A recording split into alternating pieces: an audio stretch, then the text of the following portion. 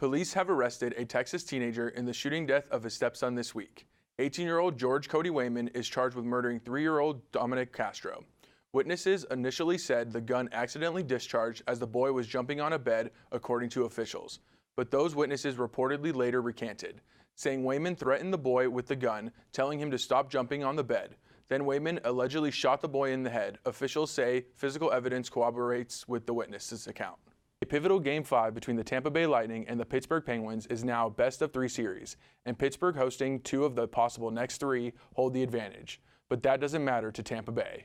Pittsburgh gets the first 2 goals of the night. The first comes on the rush with just under 5 seconds to play in the first period as Brian Rush shoots the puck off Tampa goalie and takes a bounce right to Brian Dumoulin, who cleans up the trash to give Pittsburgh the 1-0 lead. The second goal happens 1 minute and 30 seconds into the second period as Olli Maatta takes a shot from the point and deflects off Carl Hagelin right to Patrick Hornqvist, who taps in the wide open net.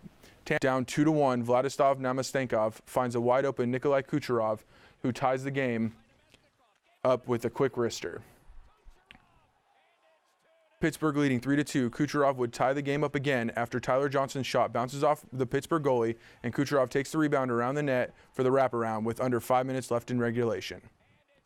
Heading into overtime, that game wouldn't last long as Kucherov set up Jason Garrison for a shot, and the puck bounces off the backside of Tyler Johnson into the net, giving Tampa Bay the huge road win 4-3.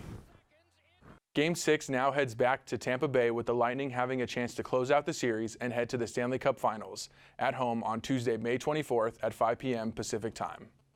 There are 7 jerseys retired by the Cal State Fullerton men's basketball team. 3 of those players have made it all the way to the NBA. The first is a 3-time NBA champion with the San Antonio Spurs and Bruce Bowen. The second is an Olympic champion with Michael Jordan and Leon Wood. And the last, Cedric Ceballos, played for the Lakers from 94 to 97 and was an all-star with them in 1995. Reporting from the gym at Cal State Fullerton, I'm Jared Brass. The Baltimore Orioles have taken the first 2 games of the series Friday and Saturday, but the Los Angeles Angels look to exact a little revenge to spoil the sweep. First inning and a runner in scoring position with 2 outs, the Angels are shifted with pull-happy Chris Davis batting and does what is expected, and Johnny Giovatella makes an amazing stop and throws him out from his knees to get Davis and save a run. Look at that replay. He just lays out for it all and throws from shallow right field and gets him by a good few feet. Bottom of the second, and a runner in scoring position, Carlos Perez would start a huge day with a bloop RBI single that lands between a couple of Oriole defenders to give the Angels an early 1-0 lead. C.J. Cron scoring the run. Next inning, Albert Pujols lashes a ball over the third baseman to score Cole Calhoun.